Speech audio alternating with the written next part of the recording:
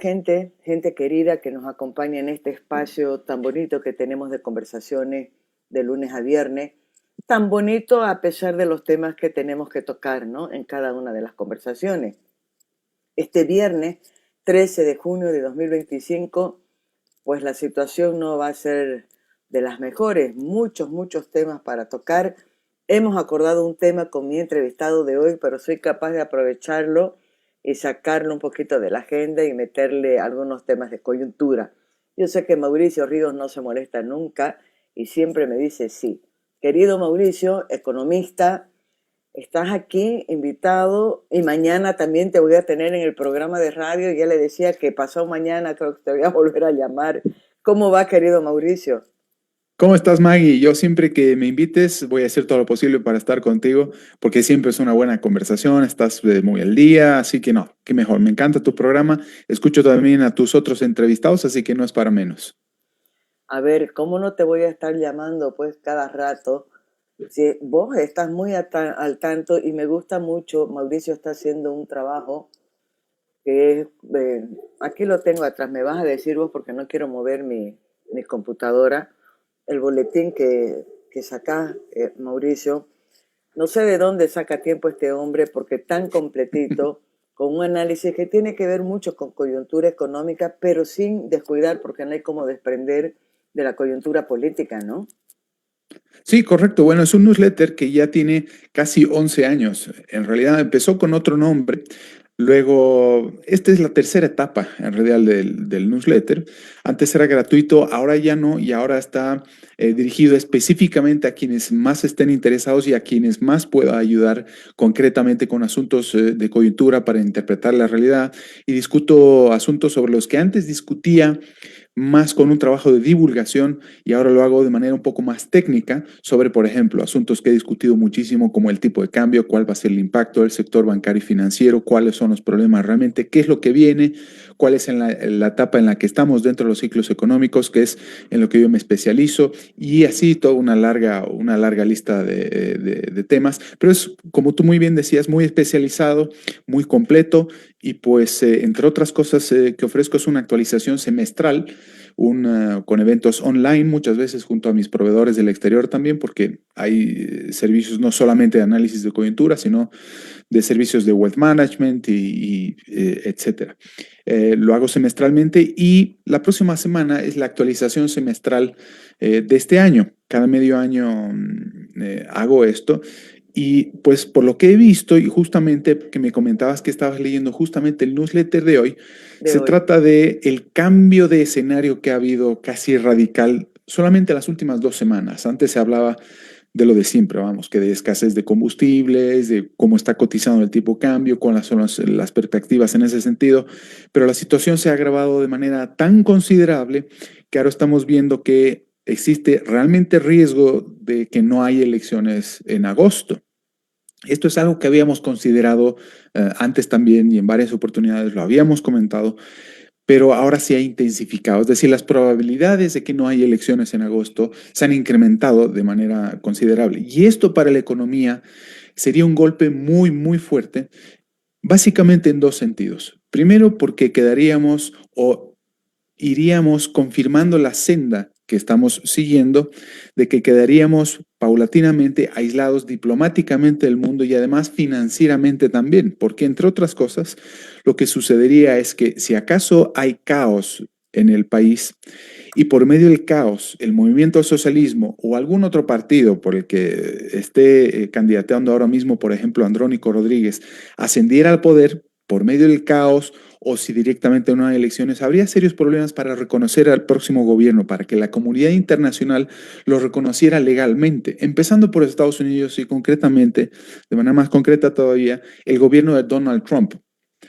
Acuérdense que, por ejemplo, el gobierno de Donald Trump se pronunció, o el mismísimo Donald Trump se pronunció en favor del gobierno de Yanine Áñez cuando debió ser. En cuanto fue reconocida o en cuanto asumió el mandato Yanine Áñez en su momento, indistintamente cómo terminó siendo su gobierno, porque fue bastante malo, fue reconocido en medio del caos. Entonces, si hay un gobierno eventualmente que surge del caos, pero que no es favorable precisamente a los valores democráticos que sigue la institucionalidad democrática, pues no sería reconocido. Y automáticamente esto se traduciría en no poder conseguir préstamos ni siquiera ya para eventuales elecciones o para conseguir más combustible o para lo que sea, para muy corto plazo. Y los organismos multilaterales como el Banco Mundial o el FMI, que son aquellos a los cuales principalmente los candidatos opositores están abocados a perseguir para poder conseguir mayores créditos todavía, pues no nos los darían en absoluto. Y los bonos soberanos, Maggie, por si fuera poco, pues caerían a plomo.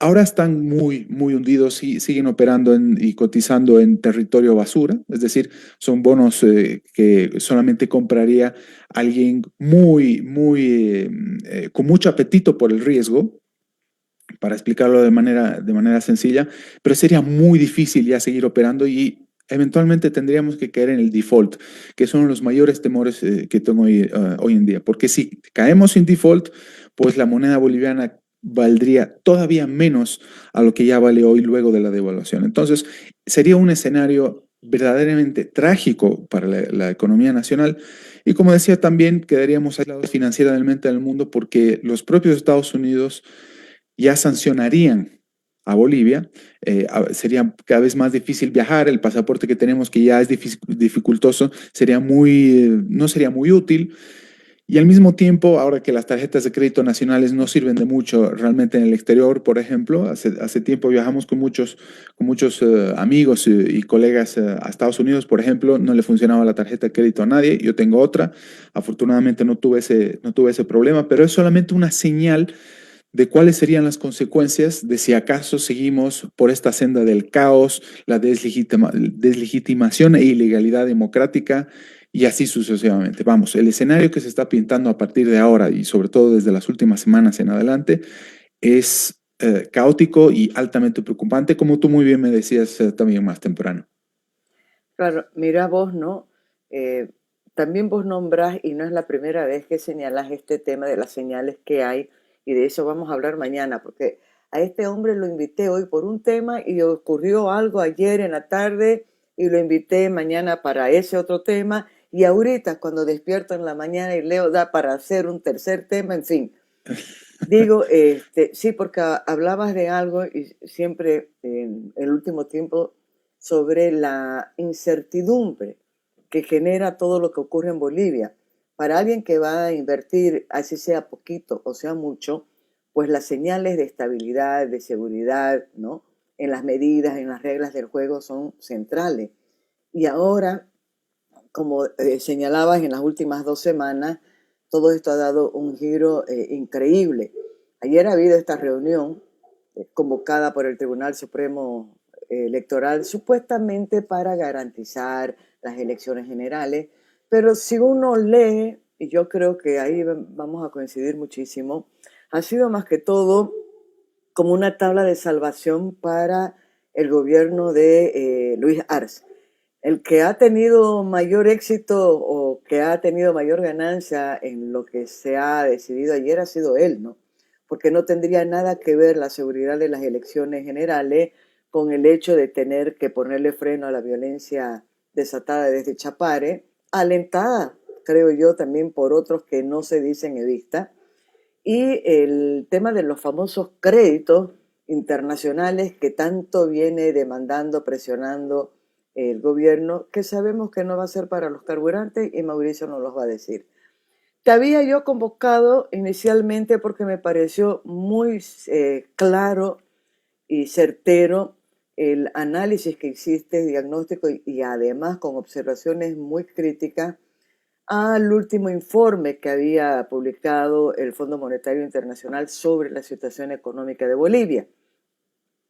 Vos habías acordado que el diagnóstico, pues no hay mucho por dónde perderse, ¿no? El diagnóstico de la realidad económica de Bolivia, pero haces observaciones muy puntuales y claras sobre lo que uno puede decir la receta que da el doctor después de haber hecho un diagnóstico. En este caso el doctor es el señor FMI. Sí, correcto. Bueno, mira, no me he detenido demasiado en el diagnóstico ni del FMI ni de los planes de gobierno y propuestas de los candidatos en concreto, porque he hecho un trabajo de comparación entre todos ellos. De todas maneras, ¿por qué? Porque coinciden en que, por ejemplo, la crisis que tiene Bolivia es una crisis de balanza de pagos, cuando en realidad ese es el reflejo, esa es la consecuencia de la verdadera crisis, que es de exceso de gasto público y no de falta de ingresos. Cuando uno considera que la crisis que tenemos es de falta de ingresos, pues lo único que va a decir es decir necesitamos más ingresos. ¿Cómo los conseguimos? En el corto plazo con más créditos. Pues no es eso. El problema está en un exceso del gasto público. Ahora mencionabas la reunión de ayer, que no ha consistido en otra cosa más que un salvataje a Arce Catacora sin que siquiera lo pidiera realmente.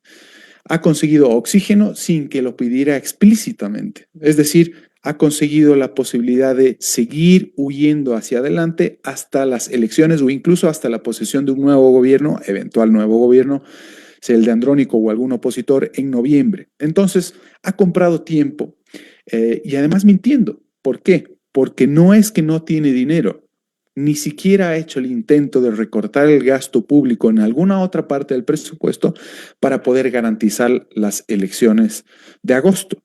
Existe ya una donación que ni siquiera es un crédito, que es la donación japonesa de alrededor de $100 millones, que sí garantizaría, por ejemplo, las elecciones concretamente. Y el Japón lo dijo, podemos destinar este crédito porque sería de libre disponibilidad al financiamiento, sobre todo además también de las elecciones en el exterior, para garantizar las elecciones de quienes viven, de los bolivianos que viven en el exterior. Así que hay muchísimas mentiras y nosotros, el conjunto de la ciudadanía, estamos cayendo justamente en esa trampa. Una vez más, la estrategia de Arce Catacora es huir hacia adelante indistintamente cuál sea la estrategia. Y aquí, ¿quién ayuda más?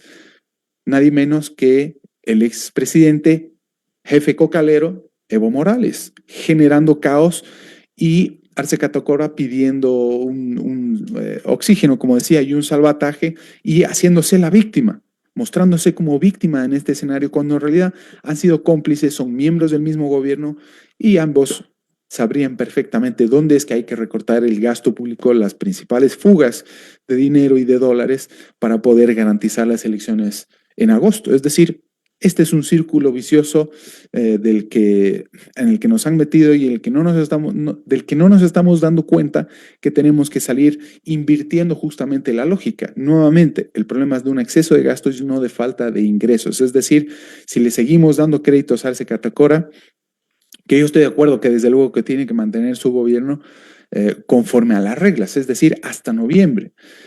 Pero al mismo tiempo, a cambio de nada, no puede ser. ¿Cuáles son los sacrificios, cuáles son los ajustes que él mismo va a asumir? No son ninguno. Solamente seguir quemando capital político y no candidatear, al menos como presidente, en las próximas elecciones. Pero esa es más o menos la figura.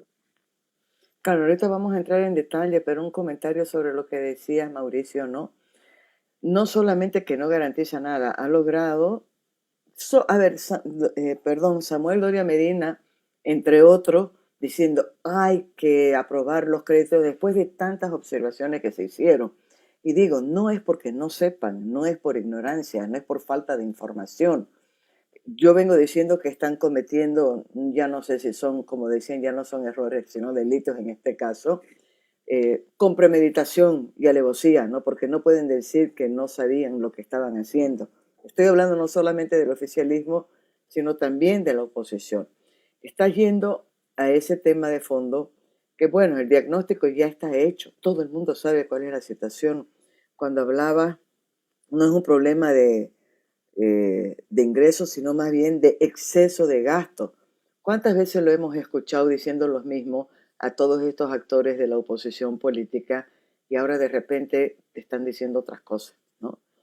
En definitiva, si partimos, porque hacían unas observaciones bien específicas, algunas recomendaciones de ese famoso informe del FMI, pero que tiene también mucho que ver con esta coyuntura. La situación se ha complicado y yo creo que el punto de vista que vos defendés o las observaciones que has hecho ganan más fuerza incluso en esta nueva coyuntura, Sí, Mauricio. correcto. Mira, las recomendaciones del FMI, concretamente, Muchas son muy buenas, pero muchas son muy malas y contradictorias también. Pero vamos de manera concreta al punto 17 de las recomendaciones del FMI en un informe de alrededor de 90 páginas. Me ha llamado mucho la atención que el FMI, que se cuida de decir que tiene que haber reformas y ajustes ambiciosos lo antes posible, pero se cuida de utilizar la palabra shock o estrategia de shock o, sí, estrategia de shock básicamente. Entonces, lo que llama la atención aquí es que diga que se tiene que implementar el tipo de cambio flexible cuanto antes, pero de manera simultánea se tiene que implementar un control de depósitos y controles de capitales al estilo argentino, Maggie. Esto es extraordinariamente contradictorio y no tiene ningún sentido. ¿Para qué vas a liberar el tipo de cambio si al mismo tiempo vas a controlar los depósitos de manera explícita? No sería exactamente, no sería exactamente un corralito como el de Argentina porque no hay dólares a los cuales hacerles corralito. No existen los dólares. Los dólares se los ha gastado el gobierno durante todo este tiempo mediante las reservas. ¿Cuál es el mecanismo de manera concreta? Existe lo que es el encaje legal, algo de lo que nadie habla. Por medio del encaje legal existe un mandato del Banco Central o del gobierno por medio del Banco Central por medio del cual se les dice a los bancos de todos los depósitos en dólares que usted tenga, señor, mándeme cierta proporción, la mayor posible, y guarde solamente una pequeña en sus bóvedas para atender requerimientos de muy corto plazo del público y yo se los voy a cuidar. Se los voy a cuidar tratando de cuidar al mismo tiempo la salud del sistema financiero para tratar de no entrar en ningún problema de corto plazo. Yo me voy a encargar de aminorar los riesgos de ciclo económico, si tú quieres, Maggie, o de riesgos en el sector bancario y financiero de manera concreta. Además del de la inflación, que siempre es un detalle nada más para regímenes como el que tenemos actualmente en el país. Bueno, así se han ido acumulando reservas también. A medida que íbamos exportando más, a medida que recibíamos depósitos en dólares, etcétera, crecen las reservas y el gobierno echa mano de las reservas internacionales en el Banco Central que no son ni eran de libre disponibilidad. Entonces, literalmente, el gobierno ha echado mano indirectamente de los depósitos en dólares de la gente. Esa es la historia. Y en eso consiste la devaluación. ¿Por qué? Porque para emitir bolivianos, el gobierno necesita un activo con el cual respaldar esa emisión para darles valor a esas emisiones en bolivianos. Y parte del activo con el que respalda eh, esa emisión son los dólares, son los depósitos de la gente. Entonces, si echa mano del respaldo de esa emisión monetaria que son las reservas internacionales, no hay nada con que está respaldando hoy día esa emisión monetaria nacional. No sé si me estoy dejando entender. Entonces, Sí, sí, es sí. por eso que el boliviano no vale como valía hace 10 años. Entonces, cuando formalmente decidieron hace algo más de 2 años tocar en un punto básico el tipo de cambio, fue cuando todo terminó de explotar. Y por eso, entre otras cosas, me permito especular un poco, fue el motivo por el cual cayó el Banco Fácil, porque no habían reservas. Es decir, el Banco Central no pudo constituirse en prestamista de última instancia, entre otras cosas porque no tenía con qué. Entonces, cae el Banco Fácil a falta de dólares y empieza la devaluación. El mercado comienza a reconocer que el Banco Central no tiene capacidad de ser prestamista de última instancia, que el sistema bancario y financiero es mucho más frágil de lo que cualquiera se hubiera imaginado y contrariamente a lo que se solía decir hasta ese momento. Muchos economistas reconocidos también decían que el sistema bancario y financiero era sólido y que había que confiar en él. Pues no. Entonces, de ese tiempo a esta parte y con las recomendaciones del FMI hay una contradicción enorme, Maggie. Entonces, una de las cosas que más me llama la atención, el FMI no está haciendo recomendaciones para solucionar realmente los problemas, sino para una vez más huir hacia adelante. ¿Cómo puede ser que haga semejante recomendación, May? Bueno, en algunas cosas puede que lleguemos a coincidir también con el FMI. ¿En qué sentido?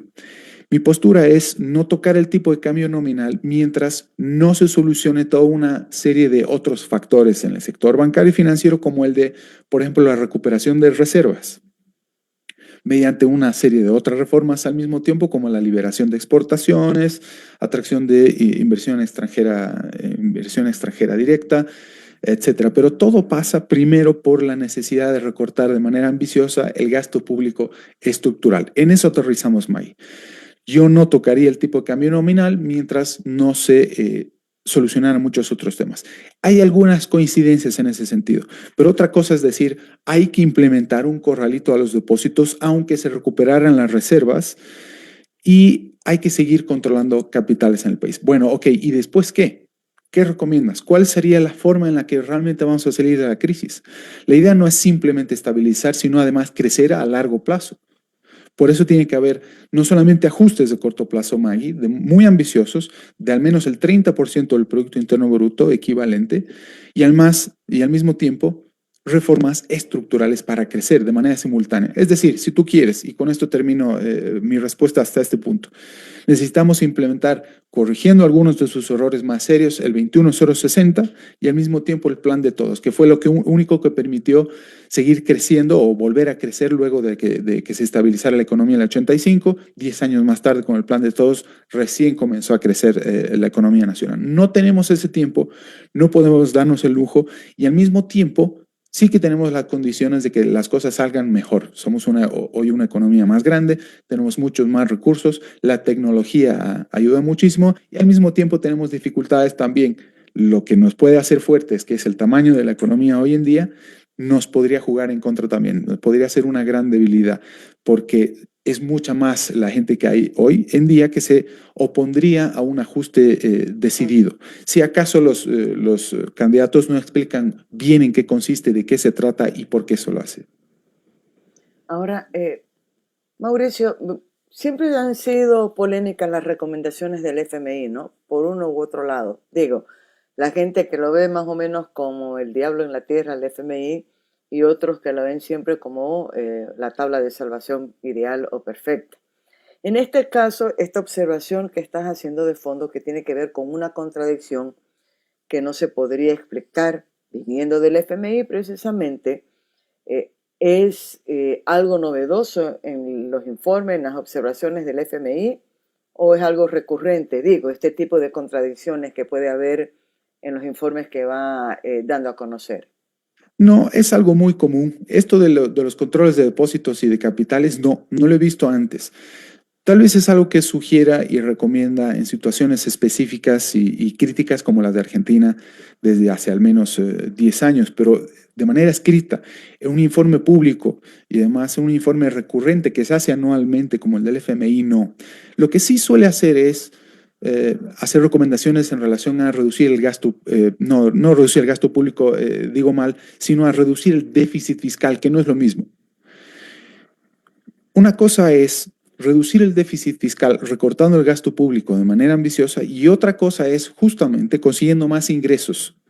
Lo que está recomendando al mismo tiempo el FMI es incrementar impuestos. ¿Dónde más vamos a pagar impuestos, Maggie, teniendo una economía informal de más del 80% del Producto Interno Bruto? Pero es que no del Producto Interno Bruto, perdón, en términos únicos, 80% de la economía es informal en este país.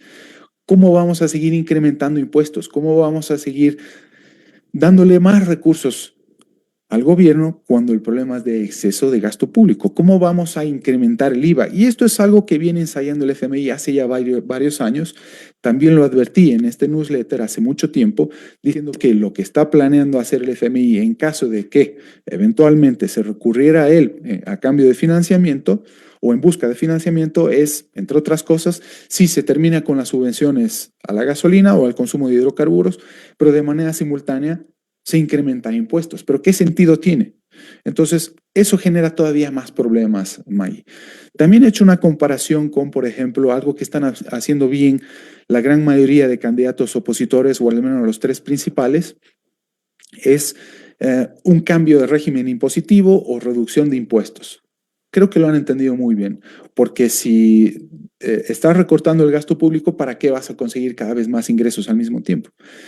Entonces, serían reformas estructurales definitivas, ¿no es cierto? Reducir los impuestos y al mismo tiempo cambiar el régimen tributario para hacerlo más fácil de pagar, para que sea más fácil de entender también y para que sea relativamente pequeño como para que uno pueda emprender y tener recursos para destinarlos al emprendimiento y solucionar u ofrecer soluciones como empresario para la gente a sus problemas a cambio de un legítimo beneficio. En eso consiste.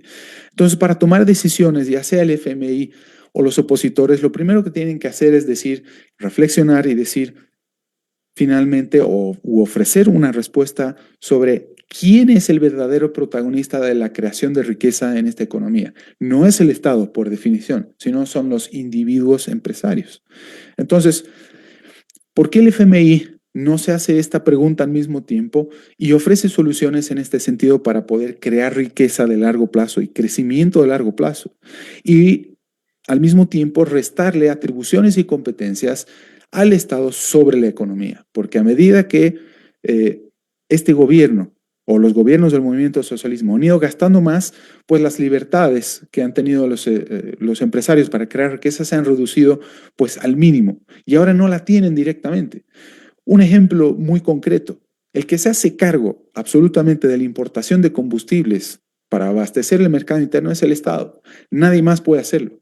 ANAPO ha ofrecido un ejercicio de importación de combustibles esta misma semana que nos ha servido a todos como una gran orientación sobre cuánto nos costaría importar combustibles de manera independiente, de manera privada independiente, aún teniendo los controles de precios al interior de la economía del país. Es un ejercicio sensacional. Entonces, ¿qué es lo que están esperando, por ejemplo, en el gobierno para seguir esa línea? La línea que ha seguido ANAPO. ¿Por qué no se liberan las importaciones al mismo tiempo? No se eliminan las subvenciones al consumo de hidrocarburos.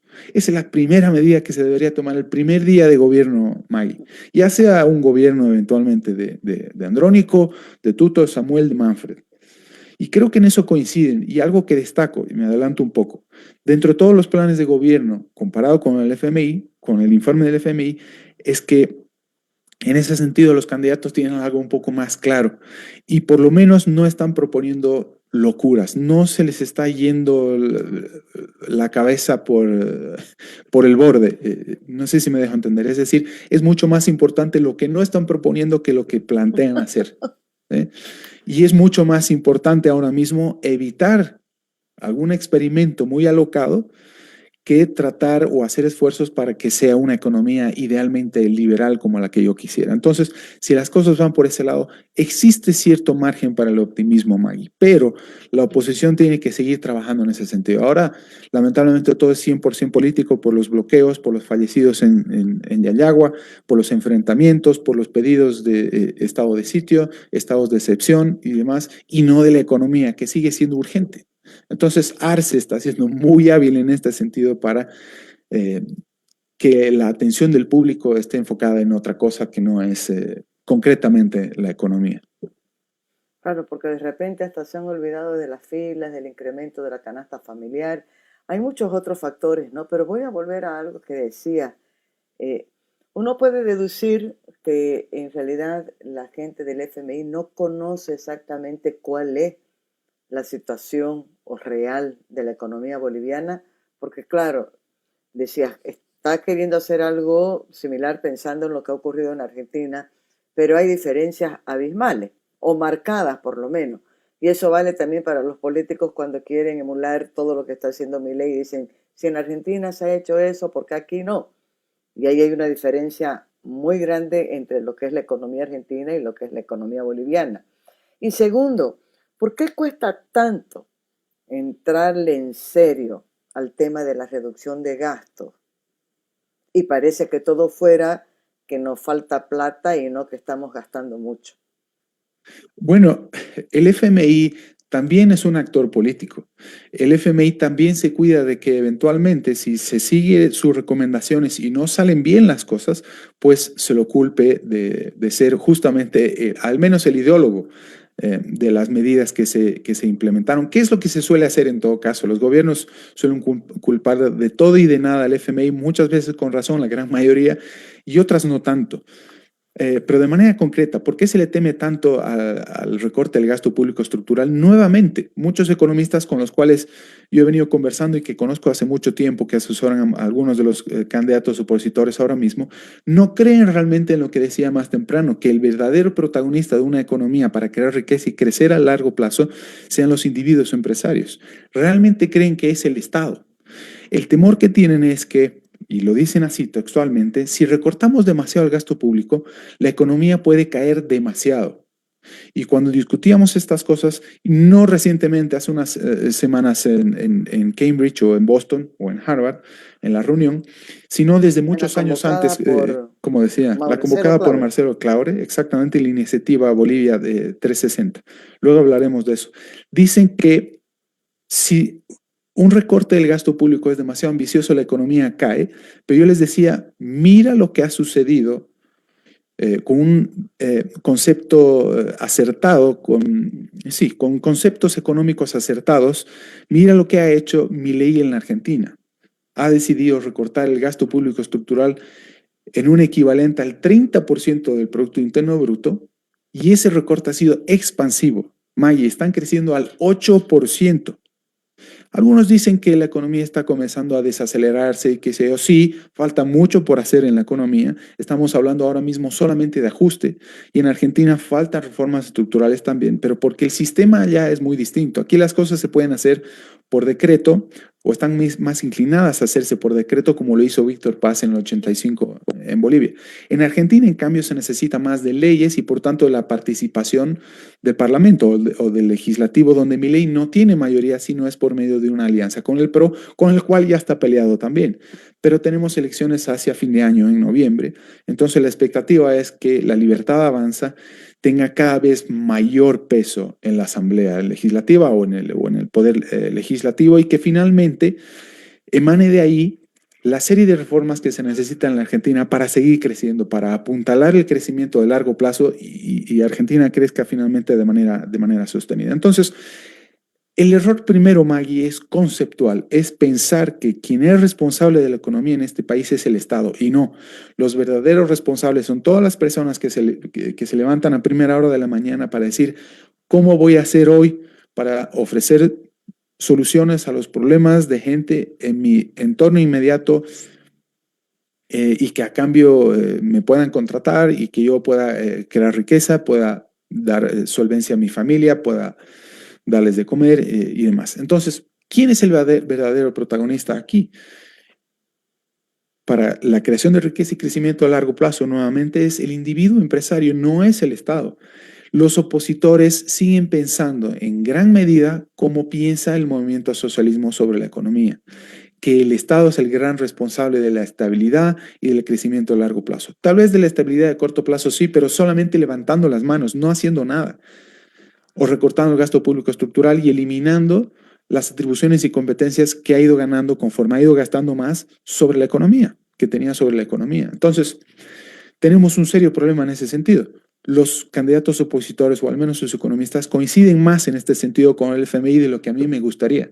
Entonces, eso me dice que sería mucho más difícil salir adelante de esta crisis. Y con esto me concentro concretamente en que, por medio del temor que tienen a que la economía caiga demasiado y que al mismo tiempo, con un recorte del gasto público, y que al mismo tiempo la gente salga a manifestarse en contra del gobierno y no exista margen de gobernabilidad, sería implementar el gradualismo que Macri aplicó en Argentina. El camino a los objetivos implementando el gradualismo o recortando el gasto público estructural de manera demasiado tímida, en un 2-3% apenas del Producto Interno Bruto, garantiza que vaya a haber serios problemas, o no existe al mismo tiempo ninguna garantía para alcanzar el objetivo. Cualquier cosa puede suceder camino al objetivo. Digamos, si tú te planteas, teniendo un déficit fiscal de casi el 12%, reducirlo al 8% en 2 años es demasiado tiempo, y el recorte es demasiado poco ambicioso, es demasiado tímido. Y de todas maneras la gente va a salir a reclamar el recorte de 3-4 puntos del déficit fiscal apenas. Entonces, y esto fue algo que advirtieron en Cambridge Iván Duque, Mauricio Macri, Federico Sturzenegger e incluso miembros del BID, del Banco Mundial y el FMI, en que si se van a hacer recortes, que sean lo antes posible y de la manera más ambiciosa. Digo, se cuidan de mencionar la palabra shock, pero tiene que ser lo antes posible. Y si además la gente va a salir a las calles a pronunciarse, manifestarse e incluso tratar de derrocar el gobierno por aquellos recortes, pues que sea por algo que valga la pena, no por un recorte de 2 o 3 puntos del Producto Interno Bruto, sino por 30%. ¿Sí? Si vamos a asumir el desafío de que nos quieran derrocar como gobierno, entonces que sea por algo que valga la pena, por un recorte del 30% del Producto Interno Bruto. Mira cómo lo hizo Argentina, Maggie. En Argentina las cosas han salido muy bien, siendo muy ambiciosos. El ancla de estabilidad y al mismo tiempo de credibilidad del plan y del gobierno ha sido el recorte del gasto público. Superávit fiscal desde el primer mes de gobierno hasta el día de hoy, de manera sostenida. Empezaron creo que con un 6% el primer mes de recorte del gasto público, Maggie, y mantienen el superávit hasta el día de hoy. Y así han conseguido mucho mayor financiamiento del FMI 15 meses más tarde, no desde el primer mes como suponen muchos que sucedería, y con un financiamiento mucho mayor al que el FMI hubiera reconocido nunca que era posible darle a la propia Argentina, después del fracaso justamente de Macri. El propio Macri, en la reunión en Harvard, reconoció que su gran error fue aplicar el gradualismo. Asumió el gobierno, lo primero que hizo fue tomar deuda, seguir con el mismo nivel de gasto, los primeros meses al menos, y crear incluso más ministerios. Increíble. E incluso en medio de este ajuste, hizo ajuste de tarifas, devaluó, lo único que hizo bien fue negociar con los holdouts o los famosos fondos buitres, pero nada más. Es decir, se comió 2 años de su gobierno tratando de evitar el ajuste y cuando quedaba demasiado poco tiempo, recién asumió el ajuste, recién la segunda mitad de su gobierno. Pero ya era demasiado tarde, ya no tenía legitimidad, ya no tenía apoyo de las calles o incluso de los opositores, algunos con los que podrían comulgar. Vamos, fue un auténtico desastre. Y las advertencias fueron por ese lado. Fue algo que sucedió en Chile con Sebastián Piñera, en Colombia con Iván Duque, incluso en Bolivia con Yanine Áñez. Vamos, es muy claro. El problema está en que si comenzamos teniéndole miedo concretamente al movimiento al socialismo, a las medidas que nosotros como nuevo gobierno podríamos implementar, estamos perdidos. Las cosas van a salir mal. Y lamentablemente el FMI con su diagnóstico creo que apoya esta idea de temerle un poco a quien le delega las responsabilidades de la economía realmente. Claro, yo me voy a quedar con esto que has dicho, ¿no? Esta frase, el FMI también es un actor político, no es alguien que está pensando simplemente en economía y política se cruzan por todas partes. Por eso cada vez que escucho cuando los empresarios dicen, no, no, no, no, nosotros somos empresarios, nos dedicamos a producir, no nos metemos en política, les digo yo, no sé si existe algo más político que la economía, ¿no? Me lo dirá un economista que tengo aquí al frente. Yo no sé mucho, pero por lo que uno ve, no creo que haya algo que no sea más político que la economía. Claro, en Volviendo a realidad esta este, disciplina nació como economía política, no como economía, economía. Y antes era una disciplina al mismo tiempo con el derecho. Derecho y economía eran exactamente lo mismo. Bueno, conforme pasó el tiempo se distorsionaron las cosas científicamente. que al final es eso, ¿no? Uno vuelve al principio porque es eso, es economía política, ahorita que está Correcto. diciendo Mauricio. Ahora, claro, ¿cuán grave es este factor del cálculo político que tiene que ver, creo que puntualmente, con lo que estás diciendo en todo el diagnóstico? Porque cuando decís, eh, todavía les cuesta aceptar que el que genera la economía o que genera la riqueza es el individuo, no es el Estado. Creo que ahí hay un tema de fondo, ¿no? Miden mucho cuál es el impacto que le gana o le resta aplauso pensando en el apoyo popular. Te lo digo porque el otro día había un debate con gente joven, ando provocando, sabiendo qué, quiero saber qué piensan los jóvenes de todo esto. Claro, uno de los jóvenes me dice, no, yo soy socialista, soy más de izquierda que de derecha. ¿Por qué? Porque sí creo que hay que darle más fuerza al Estado, ¿no? Para tener educación, salud, que haya esa justicia social, la distribución de los recursos. Y ahí entra este debate, ¿no? ¿Cómo voy a recortar el Estado, que es el que me va a garantizar salud y educación para todos? Entonces había un compañero que le decía, a ver, pero ¿de dónde crees que el Estado tiene esa plata para distribuir? Y comenzamos a nombrar ejemplos de países, y no recuerdo ahorita qué país fue el que vino a la mente como ejemplo, que decía, claro, uno dice que es un régimen social demócrata, no sé, pero no significa que les está dando todo gratuito. Anda a ver cómo funciona. Incluso para la salud tienen que pagar un poquito y después le cubre. Mejores condiciones, mejores servicios los tienen. Pero hay algo atrás que no se habla por este cálculo político, porque hay además ya, Mauricio, un ideario de lo que es el sector público, el bueno, y los malos que son los del sector privado porque quieren enriquecerse a costas de todo. Eso, digo, resumiéndolo, más allá de que hay buenos y malos en todas partes, ¿no? La pregunta que hacía esta persona que intervenía en el debate de ¿y de dónde crees que sale el dinero que administra el Estado?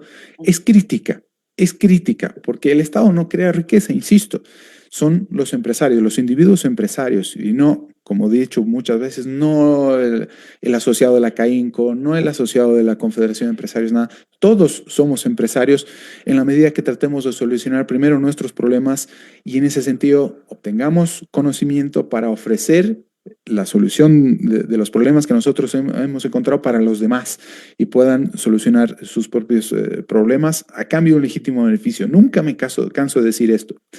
Pero nuevamente, esto del cálculo político, Maggie, en Argentina lo que ha sucedido ha sido que Milei estaba dispuesto a inmolarse como político a cambio de que las cosas salieran bien. Si tú te fijas, la narrativa que tiene y la retórica que tiene Javier Milei es en contra de la casta, si tú quieres. No es un discurso meramente populista, como dicen muchos, porque no existe el populismo sin dinero, no puede hacer populismo Milei en Argentina mientras no tenga dinero. Entonces, lo que hace es primero identificar el problema de inmediato. La famosa casta es aquel círculo de poder que se va turnando, que va haciendo un pasanacu del poder para turnarse en el ejercicio del poder y al mismo tiempo los intereses alrededor del ejercicio del poder. Hay muchos grupos de poder que son los que ponen dinero en las campañas de los políticos para que eventualmente, si ganan, obtengan el retorno a cambio de algún favor que no puede ser implementado si no es por medio de la fuerza. Como por ejemplo, nada menos que la subvención al consumo de hidrocarburos. ¿Sí? Fíjate tú, es decir, si a mí me conviene trasladar mis costos para que los paguen terceros, entendido como el conjunto de la población civil, y yo ganar o reducir mis costos vendiéndoles. Es decir, si el gobierno me permite cazar en el zoológico, yo voy a tratar de garantizar que se mantenga ese zoológico y no liberar a los animales eh, que están encarcelados en ese régimen. Esa es la figura, básicamente. Entonces, siempre van a haber esos intereses. Por eso, reducir el tamaño del aparato público, del Estado burocrático y reducir las atribuciones y competencias que tiene el Estado sobre la economía no es una simple postura técnica ni mucho menos ideológica, es mucho más profunda de lo que cualquiera se imagina. No es una medida tecnocrática apenas, que ese fue precisamente uno de los errores del 21-060. Reducir el tamaño del Estado era simplemente una medida para reducir eh, eh, la corrupción, que ya sería bastante acá reducir la corrupción. La corrupción es enorme, donde algún amigo con el que yo conversaba ayer me decía, analizando el sector eléctrico, donde pones el dedo sale de la pus, que no es, no es en los términos más alegres ni elegantes del mundo, pero creo que ilustra muy bien cuál es el problema que estamos viviendo en el país. Entonces, nuevamente, cuando Milei identifica el problema y dice, yo me voy a enfrentar a todos estos para de una vez terminar con este círculo vicioso de cómo detentar el poder, cómo alcanzar el poder, no tratar de soltarlo y al mismo tiempo mantener alegres a todos los que me podrían estar votando eventualmente, para que finalmente seamos libres y a partir de eso cada quien pueda hacer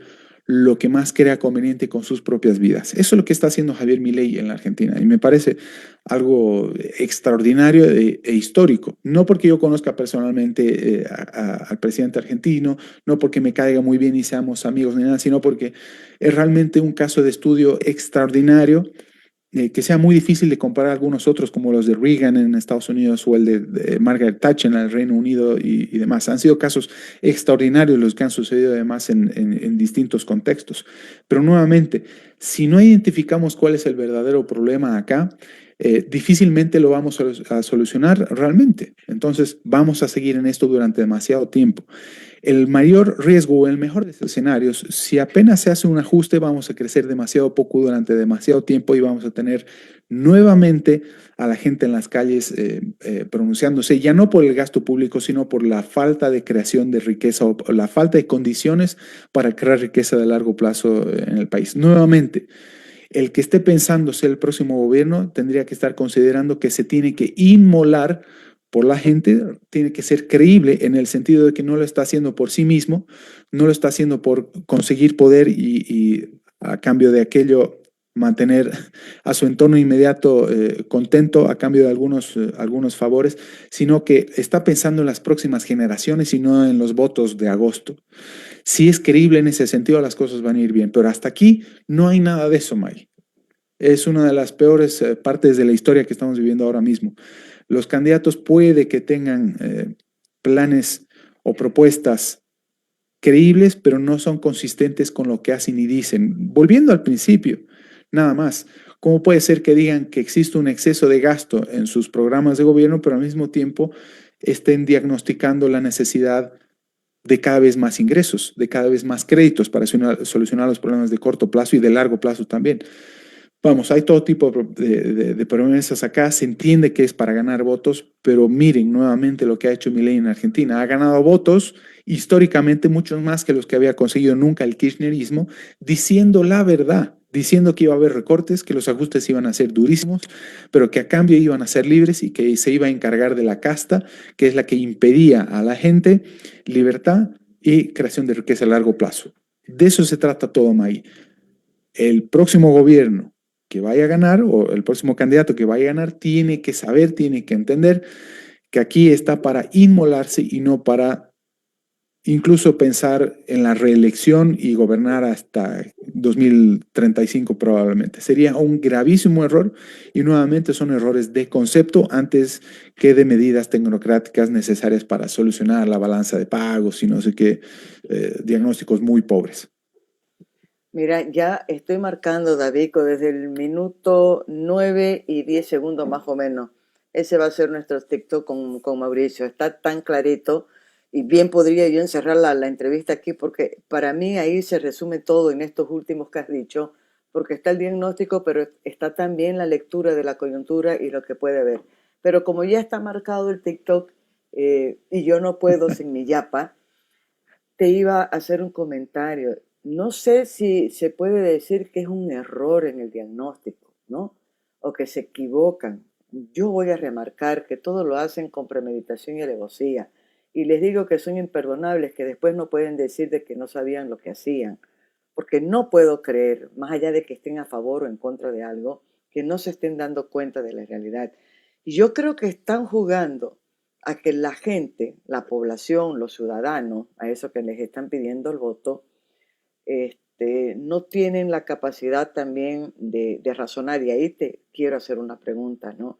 ¿Cuánta diferencia hay entre la ciudadanía, el capital social, lo que fuera, de la Argentina en relación a la gente boliviana? No estoy diciendo que los argentinos son muy inteligentes y nosotros somos unos sonsos. No, no, no, no. Estoy diciendo cómo se maneja la política, ¿no? Cómo se va armando todo el discurso y cómo se van aprobando estas cosas. Porque muchos quisieron jugar a hacer Milei, acordate aquí al comienzo, pero jugaron a hacer el Milei el personaje, el de los gritos, el de los carajazos, el de que no se quema, el de levantarse de la mesa e irse. Pero no han jugado a hacer Milei, digo, como una figura con esto. Es decir, ¿saben qué? A costa de que no me vote nadie, pero lo que se necesita en este país es esto. Yo estoy dispuesto a inmolarme, no me importa si me reeligen después, pero gente, si queremos seguir siendo libres, por decirte, es aquí. No hay nadie. Nadie habla de estas medidas de fondo, de recortes en serio. Y lo estás diciendo vos. O sea, la Sí, perspectiva es exactamente. sombría aquí. Exactamente, eso es más, y mejor no lo podrías haber dicho. Perdón que es Mira, un desahogo lo mío, ni siquiera es una pregunta ya. no, muy bien, es que estamos en esa situación ya de que estamos entrando en desesperación a pesar que van a haber elecciones o que habrían elecciones en agosto. Pues comparto tu molestia y la necesidad de desahogo. Me ha gustado mucho el hecho de que hayas dicho que los candidatos no pueden decir que no se les dijo, que no se les advirtió. Yo personalmente hablé personalmente con todos ellos, a excepción de uno de ellos que no fue, pero sí hablé con su equipo económico y demás, El les que no dije fue cuál fue era mi Tuto. postura. Aquí es con nombre y apellido. Correcto. Bueno, asistió, pero por Zoom, Virtual. virtualmente, sí, correcto. Em, pero vamos, alguna vez he conversado con Tuto también, yo me acerqué y hablamos de algunas cosas, a ver cómo se podía ayudar y qué sé yo, sin recomendarme yo personalmente, por cierto, no me recomiendo con nadie, no voy a trabajar en política, no soy político, no me estoy recomendando ni para ministro, diputado, senador, ni absolutamente nada, vamos, dicho sea de paso. Me gustó mucho que hayas dicho que no pueden decir que no se les dijo. Discutimos sobre este tema de la devaluación, la necesidad de hacer reformas en el sistema bancario y financiero, cuáles son los peligros de no cumplir con otros ciertos requisitos antes de pensar siquiera en la devaluación del tipo de cambio nominal, como por ejemplo liberar las tasas de interés crediticio, que son urgentes ahora mismo y que nadie habla de eso. ¿Qué vamos a hacer con el encaje legal? La vía por la revaluación del boliviano sería más efectiva y precisa que la de la dolarización, por ejemplo, es algo que yo propongo, que es mucho más fácil, menos costoso, más rápido, más creíble. Entonces, no pueden decir, insisto en decir, de que no se les dijo, sí, cuáles serían los problemas. Y no me cito a mí mismo, estoy citando nuevamente a Macri, Duque, muchos funcionarios del FMI, el BID, del Banco Mundial, exfuncionarios también, que decían incluso que Arce Catacora había hecho un trabajo fenomenal como ministro y que merecía la victoria que había conseguido en 2020, pero que ha cambiado de postura, por ejemplo. Todo el mundo puede cambiar de postura, no hay ningún problema en eso, por supuesto. El colmo sería que no lo hicieran ante semejante caudal de evidencia en contra de aquella postura, de que realmente Arce y Morales habrían creado un milagro económico en el país. Pues bueno, entonces la idea es tratar de decir al menos la verdad a la gente e intentar. Es decir, no existe credibilidad en los candidatos y por eso tienen ahora mismo un techo de intención de voto en las encuestas, ¿no es cierto? Nadie supera el 20 y poco por ciento. Entre todos los candidatos opositores, o al menos los que mejor miden, si se suman a todos no alcanzan el 50% y llama muchísimo la atención. Pero tiene que haber alguien como Milei que sea consistente y creíble, aunque tuviera ciertas cosas que a uno no le gustara. ¿Sí? Lo que hizo Milei fue decir la verdad, lo que él creía, mostrarse como una persona auténtica. La gente no ha votado a Milei porque no se peina. La gente no ha votado a Milei porque diga malas palabras. La gente, más bien, yo creo que lo ha hecho a pesar de eso, porque es muy histriónico también. La gente ha votado por Milei porque tenía un discurso creíble. También porque ya no le quedaba mucha alternativa. Vamos, después del fracaso de Macri, fue un problema muy grande el que hubo en Argentina y volvieron los kirchneristas, que era el equivalente a que vuelva el movimiento al socialismo si acaso ganara la oposición, tomara malas medidas, hubiera nuevamente ¿Qué fue lo que pasó en caos el corto periodo de de Yanine? Yanine. Exactamente, exactamente, Maggie. Bueno, podríamos seguir hablando de Yanine, pero lo que hizo Milei fue decir la verdad y decir, estoy cansado de esto, yo les ofrezco esto y además lo voy a hacer.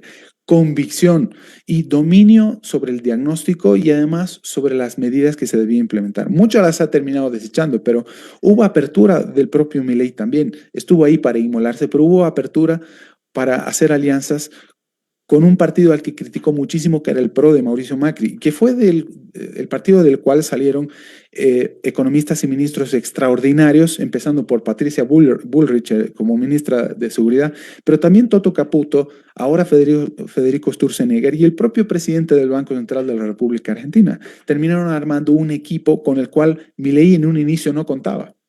Entonces, yo me pongo a pensar incluso en estas conversaciones que hemos tenido con los equipos económicos de los candidatos y los propios candidatos, yo decía, este señor no la tiene tan clara, pero el de allá sí.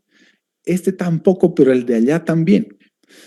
Entonces yo decía, si realmente hubiera unidad, se podría realmente, Maggie, armar un Dream Team de todos estos señores. Se podría armar un muy buen gobierno. No quiero mencionar nombres, pero hay gente muy valiosa entre todos ellos y muy caballeros que tienen realmente la figura clara y que por sobre todas las cosas son humildes, tanto de discutir conmigo, tanto como para discutir conmigo ciertos aspectos que pensaban hacer en un principio y que espero, luego de haber discutido, tu Fiare es testigo de esto, tu colega, puede que no implementen ciertas medidas. Como decía en un principio, muchas veces es más importante tratar de evitar que tomen ciertas medidas sobre las que tenían mucha convicción que el esfuerzo que uno puede hacer por tratar de que implementen las ideas propias más importantes o ideales. Entonces, estamos más o menos en esa balanza. Entonces, es mucho más importante al mismo tiempo no haber escuchado medidas alocadas y desesperadas de los candidatos y sus equipos de, por ejemplo, más controles de precios como los que recomienda el FMI, más controles de capitales, más controles de depósitos y demás. Con no haber escuchado experimentos como esos, Maggie, pues me doy casi por satisfecho. O sea, realmente existe una veta de optimismo en ese sentido. Y creo que dejé también algo de duda en estas reuniones y ahora en las discusiones que tengo con muchos amigos y demás, y contigo y por tu intermedio con toda tu audiencia, de que la dolarización es el camino, la eliminación de la política monetaria en este país, que es algo un poco más técnico y que requiere un poco más de tiempo y conocimiento por parte del público, pero allá vamos.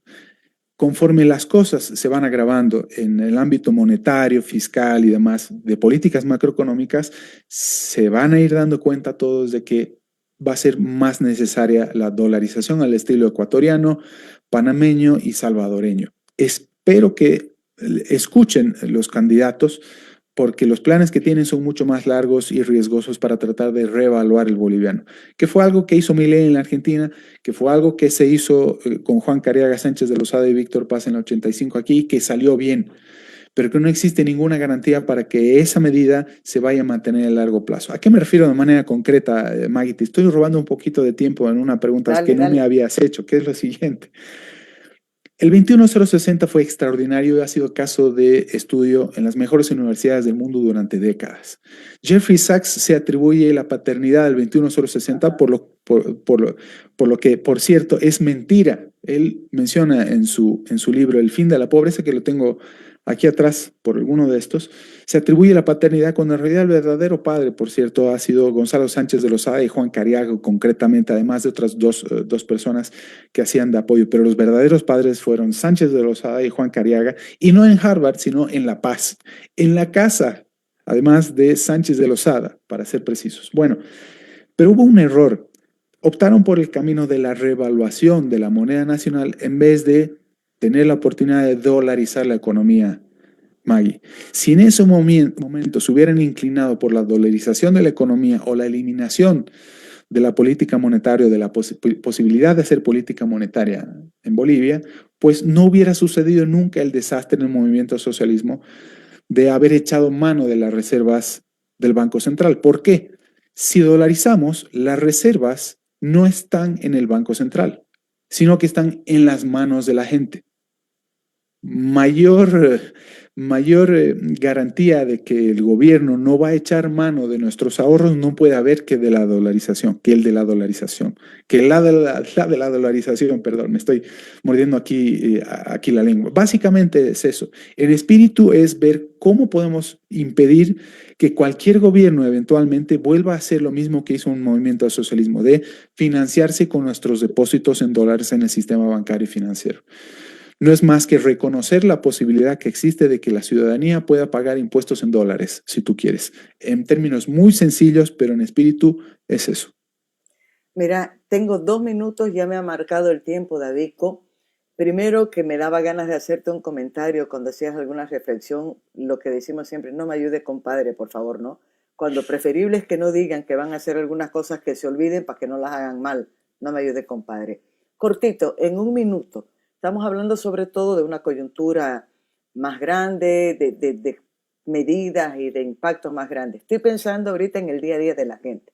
¿Qué le diría Mauricio Ríos a la señora, al señor, al joven que está ahorita pensando en cómo sobrevivir. ¿Qué hago con los 20 pesos que me han sobrado? ¿O cómo consigo los 50 que me faltan? Cortingo.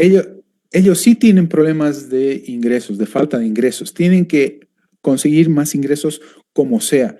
Estamos en una etapa de ahorro forzoso, a la cual nos ha llevado el movimiento socialismo por devaluar la moneda como mecanismo de financiamiento. Y eso erosiona de manera completa nuestros ingresos, nuestros salarios, nuestros ahorros. Entonces, lo primero que tienen que hacer es tratar de conseguir cada vez más ingresos y con ese incremento de ingresos tratar de defender el valor de esos ingresos o de los ahorros comprando dólares. No hay otra alternativa. O comprando una moneda más fuerte. No hay secretos en este sentido, Maggie. Tienen que defenderse de esa manera. Y es algo que vengo recomendando desde hace mucho tiempo. Cuando daba clases, incluso en pandemia, yo les decía, ¿te acordarás, Maggie, que recibimos un bono por el gobierno de Yanine Áñez? Y además ya había comenzado este mecanismo de financiamiento, de devaluación, de que el Banco Central financia al Tesoro y demás. Pues ya habíamos entrado en esa espiral y en esa dinámica que la había iniciado en realidad el movimiento socialismo, pero también con Yanine Áñez. Y yo les decía a mis estudiantes, lo primero que voy a hacer, saben ustedes, con ese bono, primero que lo voy a cobrar, sabiendo que es inflacionario, pero al mismo tiempo, lo primero que voy a hacer es ir a comprar dólares. Y lo mínimo que les puedo sugerir y recomendar es hacer exactamente lo mismo. Pensaban que era una herejía ya en ese entonces, en 2020, sí, alrededor del 2020. Pensaban que era una herejía. Quien no lo haya hecho, pues ha salido perdiendo mucho. Y quien siga pensando en ese sentido o de esa manera, pues va a seguir perdiendo. Ayuda a muchos amigos. Puede que se insista mucho en esto, pero puede al mismo tiempo que no quede suficientemente claro. Estaba hablando con un amigo ayer y me dijo, ¿qué puede hacer mi esposa? Porque tiene X cantidad de bolivianos. Yo le digo, ¿cómo puede ser que siga teniendo tal cantidad de bolivianos con la cantidad de tiempo que venimos en este problema inflacionario y de devaluación y no haya comprado dólares? Sí, no, me decía, pero sí, tú me dices que ves mis entrevistas y conversamos y todo, pero no lo terminan de hacer. La cantidad de dinero que ha perdido desde que comenzaron las devaluaciones o tocaron el tipo de cambio oficial a inicios del 2023 hasta la fecha es muchísimo, ha perdido muchísimo dinero, ha perdido su riqueza denominada en dólares al menos un 60%, le digo, así que no pierdan más, vayan a comprar dólares ayer. Y no es que no hay dólares, tal vez no hay dólares en el sistema bancario y financiero, hay en la calle y por eso existe el tipo de cambio. Entonces, es mentira que no exista dólares y no se podría dolarizar, comentario aparte. Pero lo primero que tienen que hacer es considerar la oportunidad de ajustar el consumo lo más posible, tratar de conseguir cada vez más ingresos y comprar dólares, Maggie, y esperar centavos. Pues la mayor garantía de protección y de preservación de riqueza, por muy magra que sea, a largo plazo. Y esperar a ver que las cosas salgan bien, al menos en agosto, y a ver si podemos seguir hablando al oído de alguno de los candidatos más importantes para que cambien algunas ideas y si acaso ganaran, pues implementaran las adecuadas. A ver si se dejan, ¿no? Asesorar también. Te voy a compartir el artículo que yo publiqué hace unas 3 semanas, imperdonable, porque saben lo que hacen. Querido, correcto. Nos vemos mañana que tenemos otra cita. Sí, correcto. Nos vemos mañana y pues seguimos. Muchas gracias siempre por tu invitación. Gracias, querido. Miren, gente, que súper interesante la conversación que hemos tenido con Mauricio Ríos. Mañana lo vamos a tener nuevamente. Ustedes saben, tenemos la jornada de Maggie Talavera, Periodismo sin Photoshop, en Marítima 100.9 desde las 8 de la mañana hasta la 1 de la tarde. Muchísimo más para conversar y para aprender. Chao, gente. Chao, Mauricio. Chao, Davico. Gracias. Vámonos a trabajar. Chao. Chao, Maggie. Fuerte abrazo. Saludos, Davico. Santa Cruz, tierra de grandes pasiones, de promesas y de historia. El Ramón Tahuiche Aguilera fue testigo de la pasión futbolera que marcó la historia de nuestro país. Fue escenario de grandes hitos deportivos. Aquí se disputaron copas internacionales y jugaron leyendas del fútbol como Pelé, Casillas y jugadores bolivianos que dejaron su huella, como Echeverri, Romero, Milton Melgar y otros. Ahora, el Tahuiche marcará un nuevo hito. Este 22 de noviembre será escenario de la final única de la Copa Sudamericana de Fútbol. Por ello, su gobernación de Santa Cruz lo está renovando, cumpliendo con normativas internacionales, estando a la altura de una final continental. Así, Nos proyectamos al mundo con un escenario deportivo de talla internacional. Millones de personas tendrán sus ojos en Santa Cruz y en la final de la Copa Sudamericana. Además, en estos días mostraremos lo mejor de nosotros, nuestro potencial turístico, nuestra cultura y la calidez de nuestra gente. El Tahuichi estará presente para hacer historia una vez más. Santa Cruz, ni te imaginas.